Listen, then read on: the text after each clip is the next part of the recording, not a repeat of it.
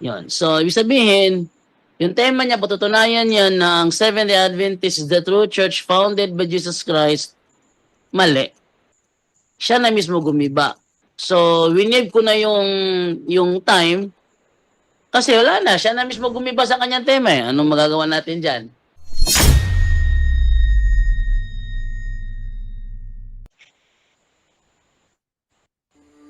Dito sa mundo, may iba't ibang uri ng pananampalataya.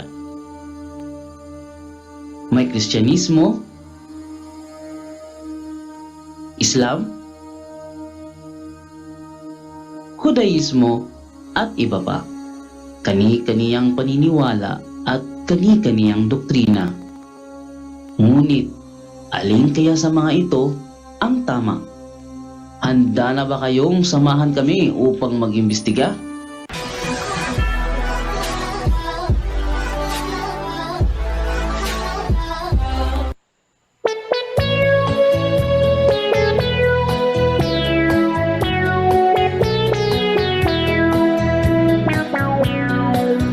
Inihahandog sa inyo ng punto por punto ang programang Doktrinal Talakayan. Ito ang programa kung saan papasukin natin ang pinakaloob-looban ng isang doktrina o paniniwala kung ito ba ay mali o tama. Doktrinal Talakayan. Tara na't mag-imbestiga. Purihin at bahan, mga doktrina para sa kalikasan.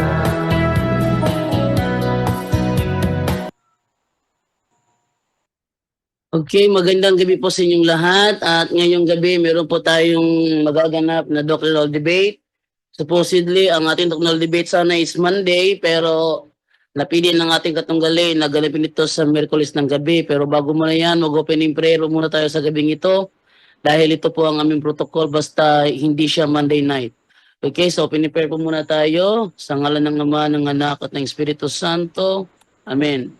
Halina, Espiritu Santo, punuin mo ang mga puso ng mga nananalig sa iyo at pag-alabin mo sa kanila ang apoy ng iyong banal na pag-ibig. Ipadala mo ang iyong Espiritu at sila'y malilikha at sa gayoy mapaninibago mo ang mukha ng mundo. Manalangin tayo. O Diyos na sa liwanag ng Espiritu Santo ay tinuruan ng mga puso ng mga mananampalataya, ipagkaloob mo na sa pamamagitan din ng Espiritu Santo ay ibigin namin kung ano ang wasto at makatarungan at sa tuwinay magalak sa kanyang pagkilos na nakapagdudulot ng ginhawa sa aming loob. Sa pamamagitan ni Kristo na aming Panginoon. Amen. Sa ngalan ng Ama, ng Anak at ng Espiritu Santo. Amen. Okay, so off ko muna yung desktop audio dahil yung desktop ko yung dito sa microphone natin para marinig ni Brother Ruben Aquilada. Okay, so bago tayo magsimula sa ating greetings na lang muna tayo. Huwag muna tayo mag-gospel ngayon dahil may debating mangyayari. Atin mo nang unahin sa greetings si Brother Romel Palma from Iloilo. Brother Romel Palma, good evening. Alright, ayan. So, isang pinagpalang umaga, hapon, tanghali at gabi po no, sa lahat ng mga kapatid natin dyan na nakatune in, nakatutok at nakasubaybay sa ating programa. So, shout out po no, sa lahat po na nakatune in ngayon sa ating YouTube channel, sa ating Facebook page, so saan man po kayo ngayon nakatune in. So, hindi na po ako muna magme-mention sapagkat ito ay napakagandang ating pong inaabangan na debate, Brother Jando at saka yung ating pong kaibigan na isang SDA. Sana po mga kapatid, mga kaibigan, ipagpanalangin po natin ang katiwasayan ng pagdedebating ito. I hope na magkaroon po tayo ng learnings sa gabing ito. Sa Diyos ang lahat ng papuri. Back to you, Brother Jando. Okay, tinong ibigyan naman sa ating isa pang kasamahan naman from South Korea, Brother Junre, good evening.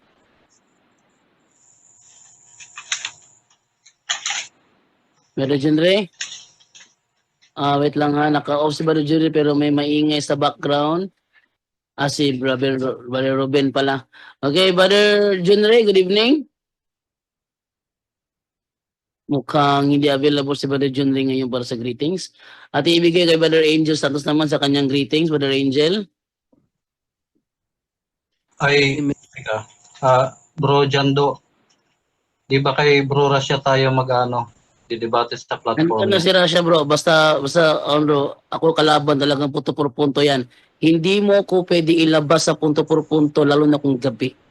Dahil pinagbabawalan kami ni Padre Darwin na lumabas, iwan ng programa para magipagdebate sa iba. Kung gusto mo ko makadebate sa Ay, ang mayayari ng punto por punto, nandyan si Padre Rasha, siya Pero niya ko ibibigay yung pagkakataon para i-debate ang programa. Huwag ka mag-alala. Si Padre Rasha na bahala dyan. Okay, Brother Angel. Great ah, na, Brother Angel. Okay na? Okay Angel. na. Amen. So praise the Lord, no? May debate pala ngayon. So muli isang pinagpalang umaga, hapong gabi, saan man sulok kayo ng mundo na nararating ng punto por punto. Salamat po sa Diyos, nagkasama-sama naman po tayo muli para sa naman gabi ng banal na pag-aaral ng salita ng Diyos. Ngayon po ay friendly debate, no? Ngayong gabi at sana po ma-share nyo to sa lahat ng mga kapatiran natin, lalo na sa mga subscribers sa punto por punto, no? I-share nyo po ito, no? May mangyayaring friendly debate. Ito po ay educational purposes lang, no? Na sana maliwanagan at matuto tayo, no? Ano nga ba talaga ang turo ng totoong simbahan at ang tinuturo ng Biblia? Sino nga ba yung founder, ang tunay na iglesia na founded by Jesus Christ? So napakaganda ng topic po ngayong gabi ito. Naway gabayan tayo ng banal na espiritu ngayong gabi ito. To God be the glory. Salamat po. Back to you, Bro Jando. Okay, pasensya ka na muna, Brother Angela. Wala muna tayong gospel ngayon. Yun ay dahil sa pinili na ikatunggali na ganapin ng debate sa Wednesday. Supposedly dapat Monday ito. Para Monday, walang live program ng punto por punto. Doon gaganapin ang debate. Pero pinili ng Wednesday. So, wala muna tayong gospel ngayong gabi. At dahil tapos na po ang greetings ang iba. Brother Junri, andyan ka na para sa greetings mo? Wala pa rin si Brother Junri. So atin na ibigay ngayon kay Brother Rasha. Brother Rasha, ikaw na bahala. okay.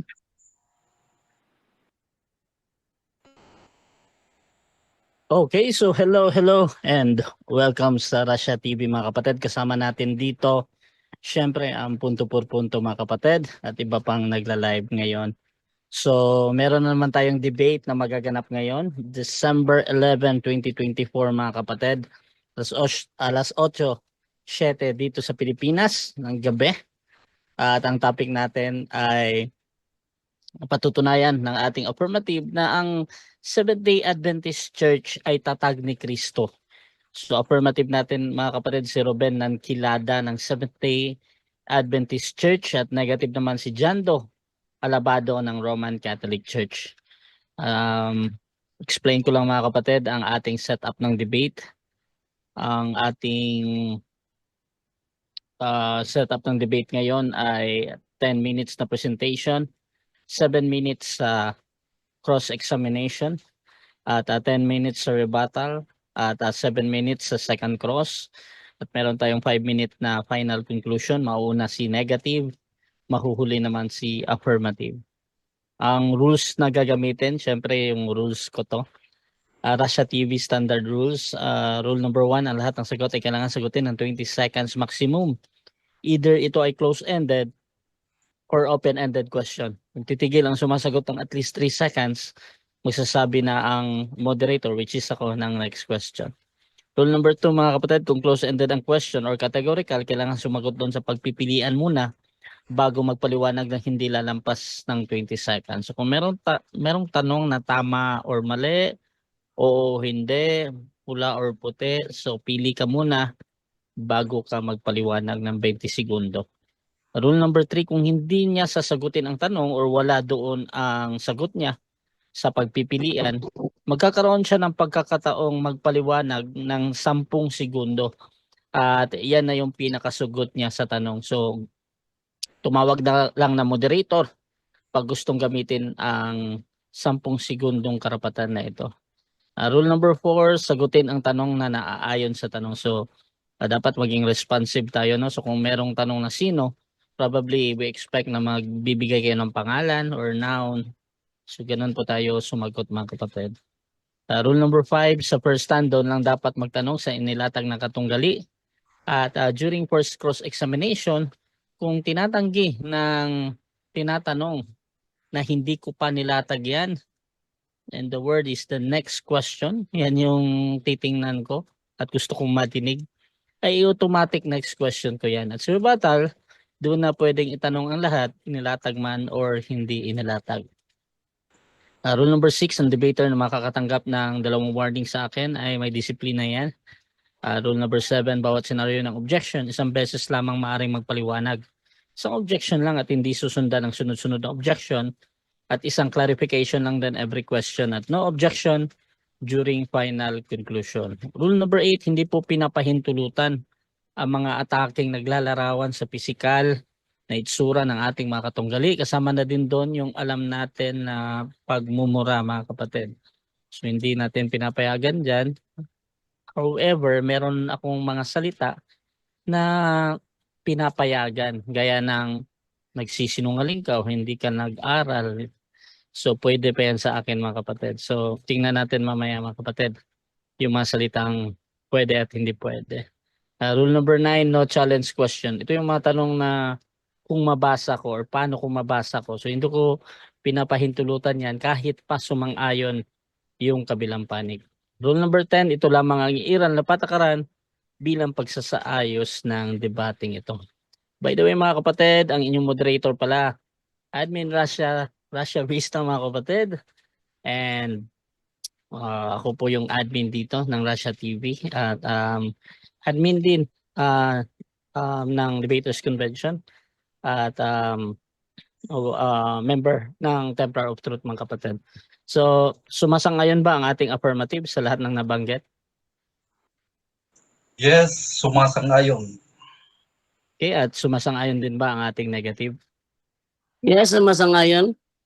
Okay, yan yung ating kumpirmasyon, mga kapatid. At bago natin simulan ang ating debate, syempre gusto ko muna silang magpakilala sa hindi nakakakilala, mga kapatid. At ano yung gusto nilang tayuan sa gabing ito. At syempre ano yung inaasahan nila sa kanilang katunggali. So unahin natin. Affirmative, pakilala ka, kapatid.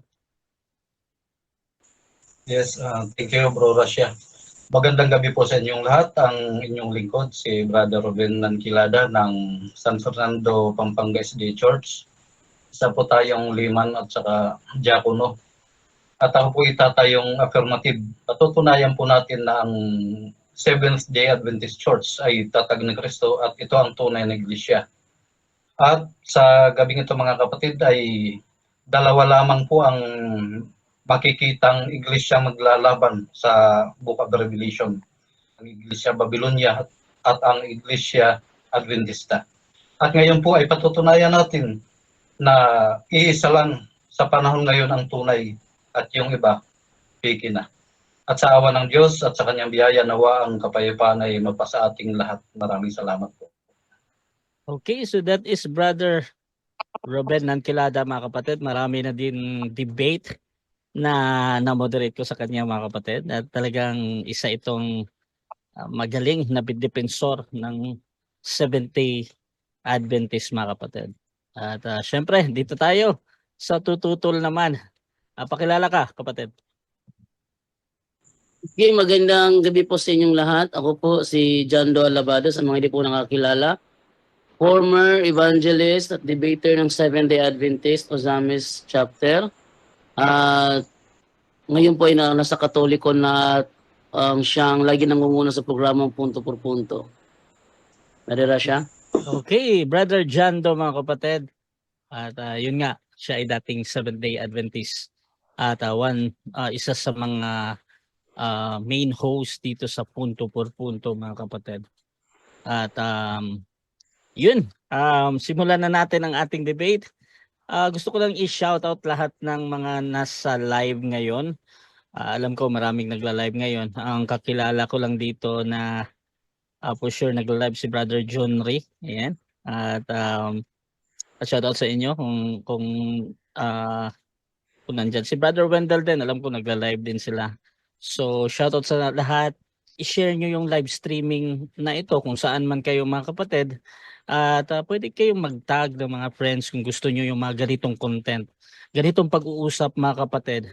Kung saan, para sa akin, which is one of the pinaka-importanteng pag-uusapan. Tunay na iglesia, kapatid. So again, ang topic natin ay patutunayan na ang Seventh-day Adventist Church ay tatag ni Kristo. 10 minutes, Brother Ruben, sa iyong first stand. Sandali Bro Russia, 10 minutes lang ba? Hindi bitin sa oras. O, 15, di pwede. teka, i-ano natin sa kabila kung okay. Kasi kanina nagbasa ako 10:07 lang. Hindi ko din alam yung ano. Brother Jando, nag-request yung kabila na 15 minutos daw. Pwede ba yan? O 10 lang? Yung default na setting lang ng Russia TV kasi Russia TV tayo eh. Okay, so kung 10:07 bro, dalawang oras yan, As, Brother Ruben. oh, Sige. pwede, pwede. So, okay. So, Brother Ruben, 10 minutes bro. Time start na. Okay, thank you. Magandang gabi po muli sa inyong lahat. Patutunayan ko po na ang SDA Church ang tunay na iglesia, ang iglesyang itinatag ni Kristo. Kailan po ba nagtatag si Kristo, mga kapatid? Yun ang ating i-resolve ngayon. Marami kasing nag-aangkin o marami nagpapahayag na si Kristo ay nagtatag sa Jerusalem. Basahin natin itong Matthew 16:17 to 19 dito sa ESND na salin. Pinakamalapit sa Greek ito. Sabi dito. Sinabi ni Jesus sa kanya, pinagpala ka Simon na anak ni Jonas, sapagkat hindi ito pinahayag sa iyo ng laman at dugo. Tandaan po natin mga kapatid itong salitang ito. Sapagkat hindi ito ipinahayag sa iyo ng laman at dugo, kundi ng aking Ama na nasa langit. Ang ibig sabihin pala mga kapatid, ang talagang may mensahe dito, ang Diyos Ama, hindi si Kristo na nagkatawang tao, kundi ang Diyos. Kaya dito magkakaroon tayo ng liwanag na hindi pala si Kristo yung talagang nagtayo, yung si Kristong nagkatawang tao. Ulitin natin sabi dito, sapagkat hindi ito ipinahayag sa iyo ng laman at dugo, kundi ng aking Ama na nasa langit. 18. At sinasabi ko rin sa iyo, ikaw ay Pedro, sa ibabaw ng batong ito ay itatayo ko ang aking iglesia. Hindi makapananaig sa kanya ang tarangkahan ng Hades. 19. Ibibigay ko sa iyo ang mga susi ng paghahari ng langit. Anuman ang iyong talian sa lupa ay tatalian sa langit, at anuman ang iyong kalagan sa lupa ay kakalagan sa langit. Sa panahon ngayon mga kapatid, sa panahon ngayon, anuman ang talian dito sa lupa ng iglesia, ng church, tatalian sa langit. Ano man ang kalagan dito sa lupa, kakalagan sa langit. Halimbawa, sa SDA Church, may dalawang kinalagan. Si Brother Erwin at saka si Ubidos. Halimbawa, kinalagan yan. Natural, kakalagan din sa langit. Anong sabi sa Revelation 20 verse 14? Ang hindi masumpungan sa aklat ng buhay ay ihahagis sa dagat-dagatang apoy. Ibig sabihin, yung ilista dito sa talaan ng iglesia sa lupa, ililista din sa aklat sa langit. Bakit po? Noong buksan ni Kristo ang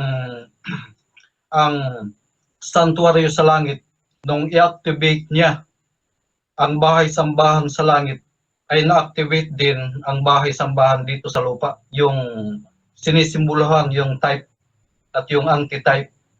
Yan. Si Kristo bilang punong saserdote sa panahon natin ngayon, sa ngayon, nangangasiwa siya sa bahay-sambahan sa langit. At ang pinapangasiwaan niya, yung mga pangalang nakatala sa aklat sa langit. Saan manggagaling yung talaan na yon? Yung kopya, natural dito sa lupa. Kung anong itala sa aklat ng iglesia dito sa lupa, yun din ang itatala sa langit. Yun ang Yun ang pinagkakaabalahan ngayon ni Kristo bilang punong saserdote para imbestigahan, para siyasatin ang bawat pangalan kung siya ba ay karapat-dapat sa buhay na walang hanggan. Marami ngayon ang naniniwala na si Kristo ay punong pari, pero hindi nila alam yung gawain ni Kristo, kung ano ba talaga ang gawain ni Kristo ngayon sa langit. Si Kristo po bilang punong saserdote ay nagsasagawa siya ng final atonement, ang walang hanggang pagtubos ayon sa bakit? Objection. Pinapaliwanag natin. Objection. Time Ah, stop. Proceed. Ang sinabi sa akin ni Ruben Nakilada, patutunayan niya na ang Seventh-day Adventist Church, ang true church founded by Christ. Mm. Sa kanyang paliwanag ngayon, mukhang ang topic niya ngayon is hukom investigatiba. Doon papunta yan. Hindi ko papayag yan. Ayoko yung dalawang topic Maghintay ka lang. ng tema, ayoko yun. Wait lang. Huwag kayong mag-usap ha. Kanya Ganito. yung moderator. So, as I, Doon papunta yan eh. wait lang bro, Ruben ha. Wait lang bro. So, dito muna tayo sa objection. Sabi ni Brother John Do is yung pumupunta siya sa investigative judgment ba? Tama ba yun? Yes. Sabi niya, mapapunta siya sa topic. Di pwede yun kasi dalawang hahabulin ko doon. Hindi ko papayagan na mag-talk siya about hukom investigatiba na hindi ako pwede magtanong doon kasi hindi yun ang topic. Ayoko yun. Dapat ko, ano yung topic na pinisinta niya? Yun ang ita-topic niya. Okay. So, nagigets ko. Dito, meron ka bang counter-objection doon, Brother Robert? Meron bro. Proceed, bro. Ang SDA Church ay natatag 1863. Saan nanggaling? Doon sa 1844 na kina William Miller. Ano ang issue doon? 1844, pumasok si Kristo sa most holy place, sa sanctuary sa langit. Diyan lalabas yung SDA Church. Kaya dapat maghintay lang ang negative. Okay. So, magde-decide muna ako, bro, ha? Ang premise kasi ng ating negative ay naglalatag siya kung paano daw lalabas yung Seventh-day Adventist. At I think nilalatag niya yung parang yung kay Miller, something ganon. Brother Ruben, kung nadidinig mo din yung objection ni Brother John Do, he expected talaga na direct to the point yung pagiging true church ba. So medyo mahaba kasi yung parang premise doon sa parang yung steps noon papuntang true church. So ang advice ko lang, bro, 5 minutes na 32 seconds. 5 minutes yung nalaan mo doon ba. So ako hindi ko pakikalaman talaga kung paano naging true church ang Seventh-day Adventist kung ganon. Pero ang negative kasi nag-expect na more direct as possible, bro. So, Brother Ruben, I hope makita mo din. Bro Ruben, proceed ka, bro. Okay, tuloy natin. Ito, sige, gusto mo nang direkta. Ito sa aklat, sa ito ng SDA Church. Sabi dito, nang tanggapin ni Ellen G. White, co-founder ito ng SDA Church. Nang tanggapin ni Ellen G. White ang kaniyang ikalawang pangitay noong December 1844, sinabi sa kanya na dapat siyang humayo at sabihin sa iba ang ipinakita sa kanya. Ilang araw siyang nanalangin na alisin sa kaniyang pasaning ito, subalit ang tinig ng anghel ay patuloy niyang naririnig. Ipaalam mo sa iba ang ipinakita ko sa iyo. Yung mga ipinakita ng anghel kay Ellen G. White ayon sa history ng SDA Church ay ang pagtatatag, isa dyan ang pagtatatag ng SDA Church. Kaya't noong 1845 si Ellen G. White, si Ellen Harmon kasama ng kanyang kapatid na si Sarah o iba pang mga kaibigan ay dumalaw sa dating Millerites sa Maine, New Hampshire, Massachusetts na mga nakaranas ng matinding kabiguan noong October 22, 1844. Yan. Ano pang sabi dito? nagsimulang maglakbay kasama niya at ng kanyang kaibigang si James White at mga kasama noong 1846, sina James White at Eileen ay kinasal. Kaya nagtuloy-tuloy yan, yung history na yan, 1863 na itayo ang SDA Church ayon sa kanyang pangitain, ayon sa gabay ng anghel sa kanyang pangitain. Saan nagsimula? 1844, mula doon sa Millerites movement. Ngayon, ayon sa Episodos 20 hanggang 22, ang mga propita at ang mga apostol ay mga co-founder. Co-founder yan, mga kapatid, ha? Tandaan natin. Kaya't maliwanag na itong si Ellen G. White ay legit na co-founder ng church. Last 3 minutes. Yung Iglesia na Labi. Okay. At sa Episo 2:11, si Kristo ay naglagay sa iglesia ng propita. Kaya't ang SDA Church ay may propita at ang propitang ito, si Ellen G. White, ay co-founder ni Kristo. Mga tagapagtayo. Ang mga apostol ay mga tagapagtayo din. Ganun yan. Sa Revelation chapter 1, mababasa natin dyan yung 7 churches, chapter 1, chapter 2. Lahat ng 7 churches na yan, tunay. True church yan, mga kapatid. At pagdating naman sa Revelation 12:17, binabanggit uli dyan yung iglesyang nalabi na binabaka ng dragon. At ang palatanda ng iglesyang nalabi, tumutupad sa 10 utos at may patotoo ni Jesus. Ayon sa Isaiah 51:7, inyong pakinggan ako ninyong nakakaalam ng katuwiran, bayan na ang puso ay kinaroroonan ng aking kautusan. Huwag ninyong katakutan ang pula ng mga tao o manglupaypay man kayo sa kanilang panglait. Nilalait po ng mga tao ngayon yung Seventh Day Adventist Church.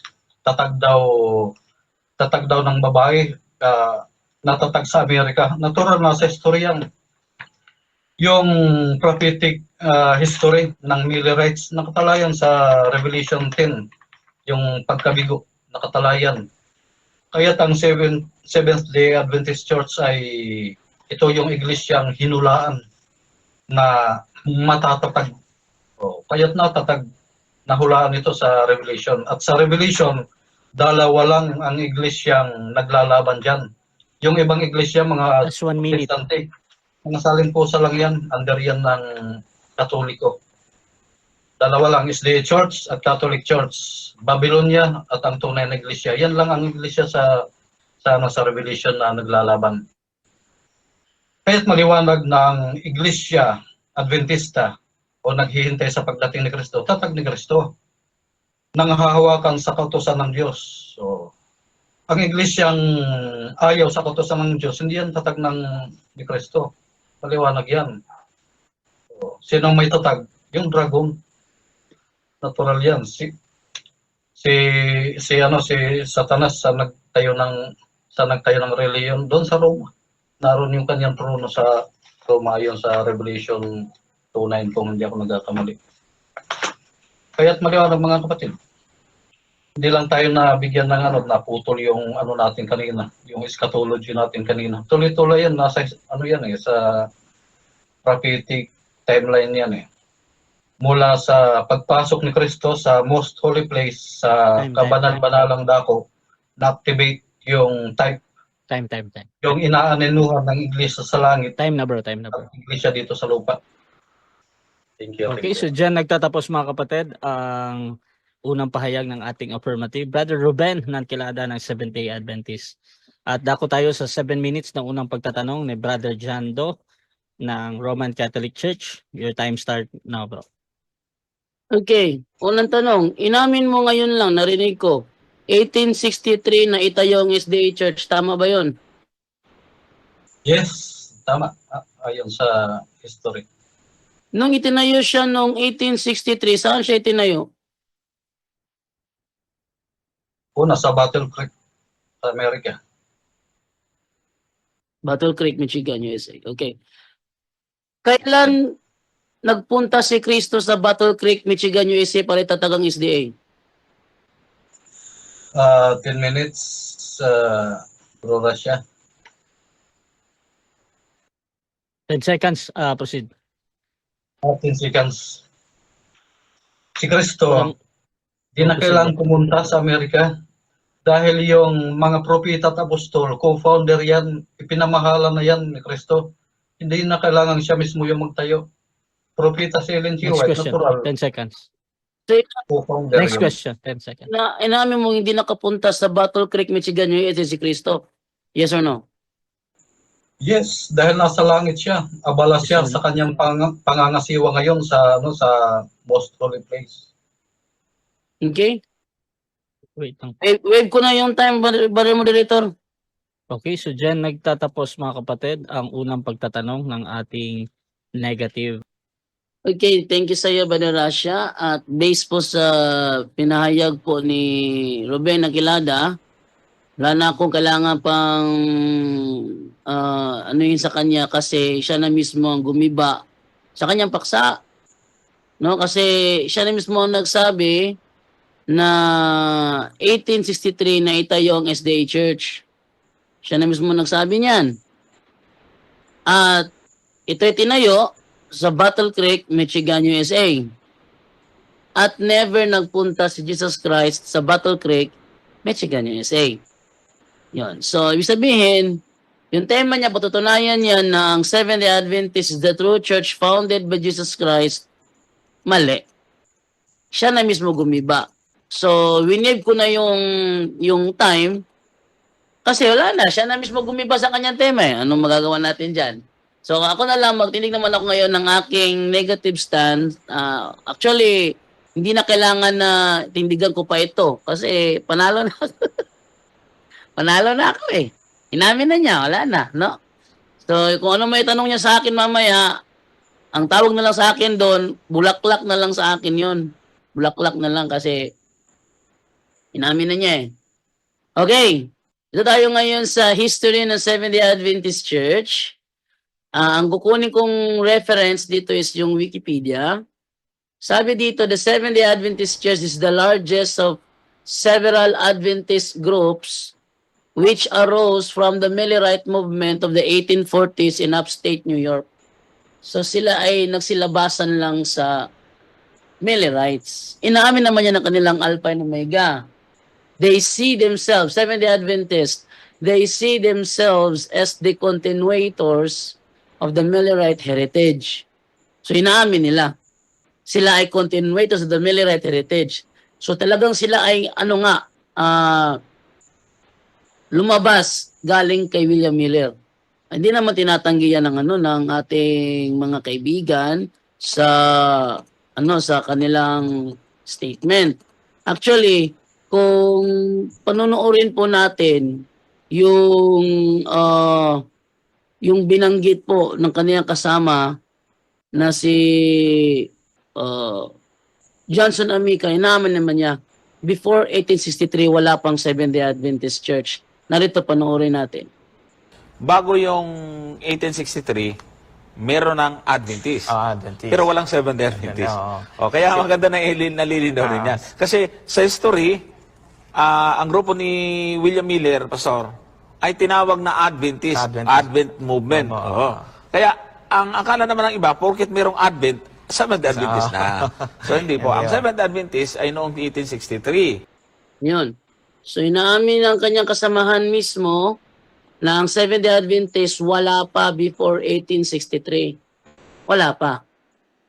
So lumitaw lang siya 1863. 1844 from the group of William Miller pagkatapos nung The Great Disappointment. At ang founder ng naturang iglesia, wala naman sinasabing si Jesus Christ ay founder. Katunayan, sabi ng kanilang pastor mismo, si Ellen G. White is one of the founders. Talagang nagtatag. Yan. Kailan ba nagsimula ang Seventh-day Adventist? At anong pagkakaiba niya sa Adventist?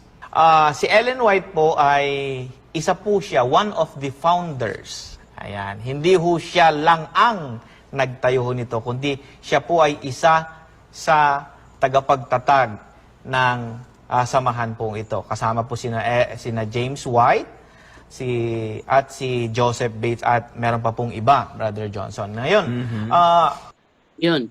So inaamin lang kanilang mismong mga kasamahan na ang Seventh-day Adventist lumitaw lang noong 1863 at before 1863 wala pang Seventh-day Adventist. At meron pa tayong may pakita itong referensya kung sino ang mga nagtatag ng Seventh-day Adventist. Dito tayo sa ating kukuhatin yung librong Unanswerable Answers by Manuel Duitao. Ang sabi ganito. Yan. Ito tayo sa tanong dito. This question is properly of the Seventh-day Adventist.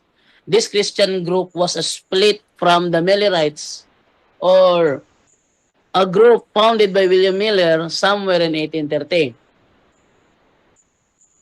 Disillusioned by prophecies of Miller of the second coming of Christ that never happened, and convinced that Saturday and not Sunday is the Sabbath of the Lord, Joseph Bates, Joshua Himes, Hiram Edson, and James, and Ellen White formed the nucleus of the new group now known as the Seventh-day Adventists. New group siya. So hindi siya yung iglesyang nalabi kasi new group siya eh. Yung iglesia naman na sinasabi sa Revelation 12, hindi yung tumutukoy sa Seventh-day Adventist. Ano kung bakit? Yung remnant na sinasabi doon sa Revelation 12, sumusunod sa utos ng Panginoon.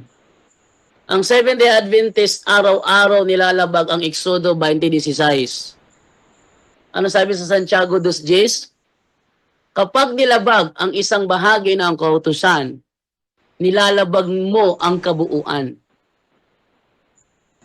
Mas maganda natin ipakita ang naturang talata kasi ito yung ginagamit ng mga Seventh-day Adventist para wag mong iwasan yung Sabat.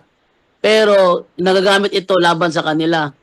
Sabi Santiago 2:10, ito, ang lumalabag sa isang utos, kahit tumutupad sa iba pa, ay lumalabag sa buong kautusan. Araw-araw nilalabag ng mga Seventh-day Adventist ang Exodo 20, verse 16.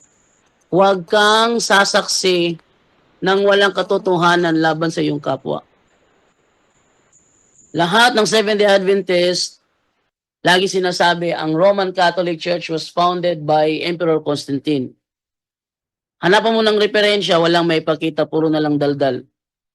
Sasabihin, sila ay sumasaksi ng walang katotohanan laban sa mga Last 3 minutes. Sila ay sumasaksi ng walang katotohanan laban sa Katoliko. Ano pa?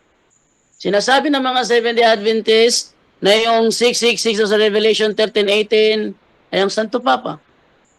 Hanapan mo ng standard reference, walang may pakita. Ang gagawin nila, magkukompute lang sila sa Vicarious Filii. Sa madaling salita, nalalabag nila araw-araw ang Exodo 20:16. At pag nalabag ang isang bahagi ng kautusan, nalabag mo ang kabuuan. At kapag nalabag mo yung kabuuan, nako, wala na. Giba na yung ano niya, yung kanyang claim na sila yung remnant. Ang remnant na tinutukoy dyan, tumutupad sa utos. Ang Seventh-day Adventist araw-araw lumalabag, so hindi sila yan. Okay? Meron pa siyang sinabi dito na si Ellen G. White daw is founder ng iglesyang nalabi. Wala tayong mababasa niya na si Ellen G. White ay founder ng iglesyang nalabi. Kasi yung tinatag niyang iglesia, lumusot yun panahon nang magkamali si William Miller sa kanyang hula. Katunayan, ayon sa kanilang history dito sa Wikipedia, ang nagpresenta sa kanila the foremost proponent of Sabbath keeping among early Adventists was Joseph Bates.